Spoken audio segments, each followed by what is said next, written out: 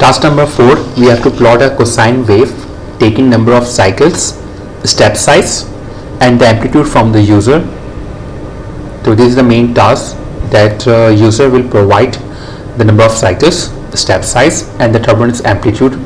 It is given from the user, and on the basis of this data the MATLAB will plot the corresponding wave. So how can we take input from the user?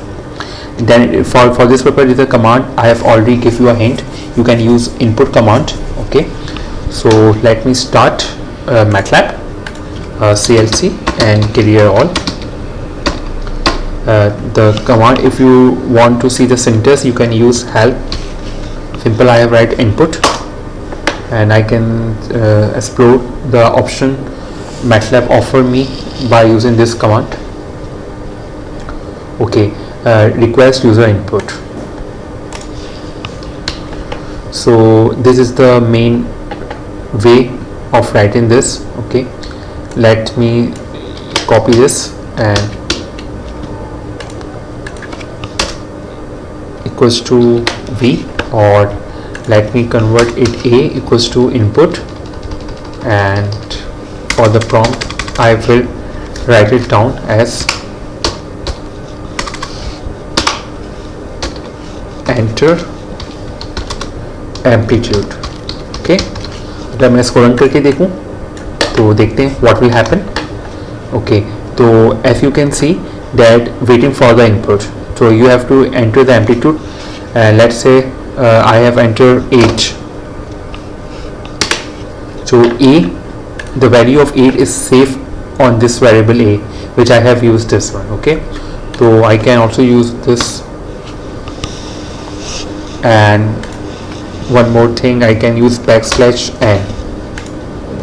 Let me run this F9, enter amplitude, let's say 5. So 5 will be safe in this. Okay, so we are having 3 inputs. One is amplitude, second one is step size. For this I am using S equals to input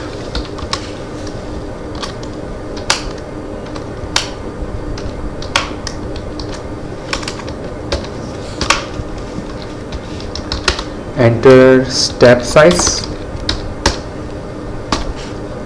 and other is the number of cycles. Let's say n input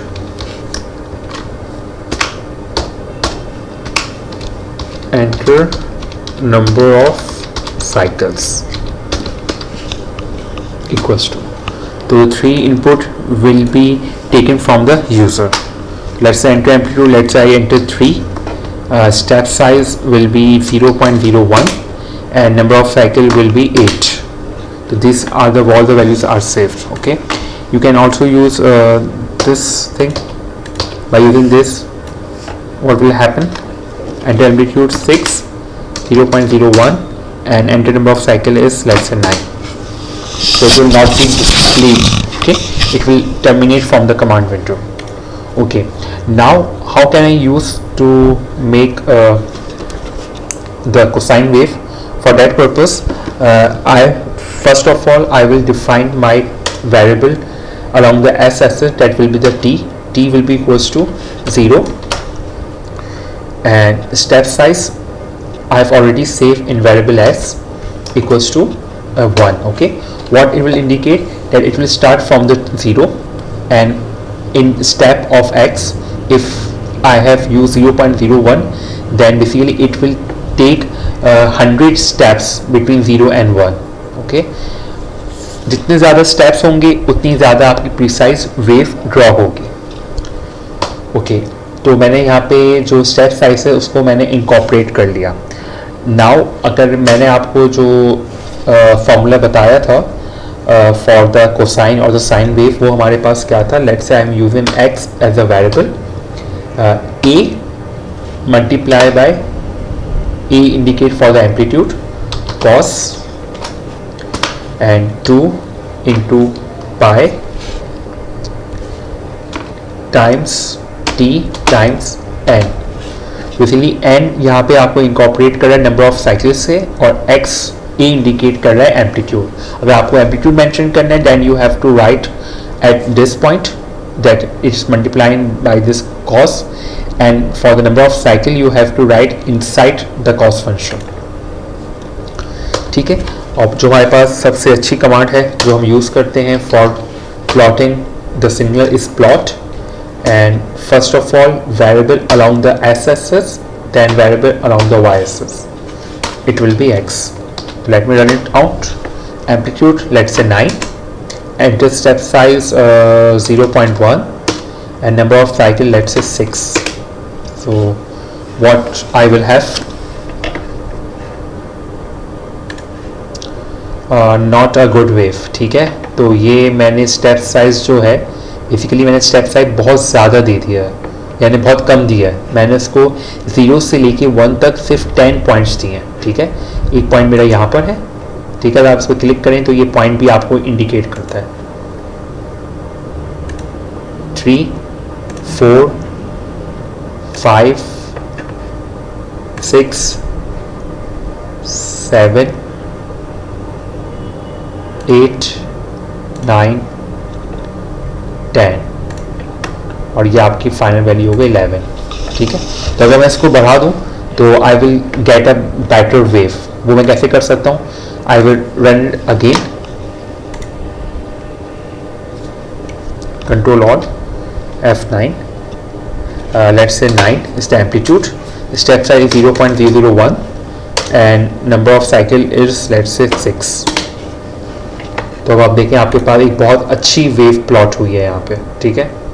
because यहाँ पे step size आपके पास ज़्यादा हो गए. अब और क्या फरमाइशें हैं इसमें? What are the other options जो आपको एक्सप्लोर करने? That you have to label it assess. तो हम एसेस को किस तरह से लेबल कर सकते हैं? उसके लिए हमारे पास जो कमांड है that will be x label. ठीक है. मतलब कहने का ये है एक्स लेबल, और आपके लिए x label let's say same हमारे पास फॉर्मेट होगा. Let's say x label is the time, because हम टाइम के एस्पेक्ट से ड्रॉ कर रहे हैं. और मेरे पास वाई लेबल जो होगा वो होगा मेरे पास एम्पलीट्यूड, कि उसका एम्पलीट्यूड क्या है. ठीक है. और हमारे पास एक कमांड और है जो कि है title. What does the title do? ये बेसिकली आपको टाइटल लगा देती है. ठीक है. अगर मैं चाह रहा हूँ कि जो मेरी वेव थी यहाँ पे टाइटल भी आए, ठीक है, आपका नाम आ जाए या कोई भी चीज़ आ जाए, तो उसके लिए आप यूज़ करते हैं title. Title is the cosine wave by user. ठीक है. और एक हम लेजेंड भी यूज़ कर लेते हैं. लेजेंड आपके पास क्या करती है कि जो भी वेव्स होती हैं वो आपको बताता है कि भाई अगर लेट्स से इसमें मल्टीपल वेव्स हैं तो वैसा वेव 1 कौन सी है, वेव 2 कौन सी है, वेव 3 कौन सी है, वेव 4 कौन सी है. लेट्स से इसमें हमारे पास सिंपल कोसाइन है. अच्छा, मैं चाहूँ तो इसका सिंटेक्स भी चेंज कर. लेट्स से मैं चाहता हूँ कि यहाँ पे आपके पास डायमंड्स बने, तो मैं डी को यूज़ कर सकता हूँ. Let me run it again. अच्छा, इसमें मैं आपको सेव कर सकता हूँ. सेव हम कैसे कर सकते हैं? By using F5. तो एम्पलीट्यूड इज 8, 0.001 और नंबर ऑफ साइकिल है 5. तो ये देखें आपके पास यहाँ पे डायमंड्स बन गए. डायमंड की फॉर्म में आपका कोसाइन वेव आ रही है. Diamond cosine wave by user, amplitude and the time. अच्छा, इसमें F5 से आप इसको सेव कर सकते हैं. ठीक है. सेव जिससे चाहे आप सेव कर लें. और दूसरी चीज़, एक और चीज़ मुझे आपको इसमें बतानी थी. I think I have told you everything. ठीक है. तो इसमें हम जो है वो कर सकते हैं. अच्छा, एक कमांड और है जो मैं आपको यहाँ पे बताना चाह रहा हूँ जो इससे लिंक नहीं है.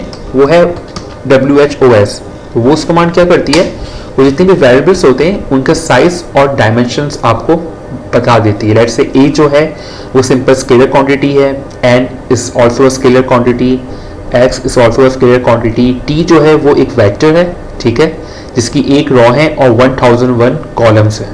और इस तरह एक्स भी आपके पास एक वेक्टर है. ठीक है. या फिर कॉलम वेक्टर कहलाता है. तो all from my side. Thank you. जज़ाकल्लाह.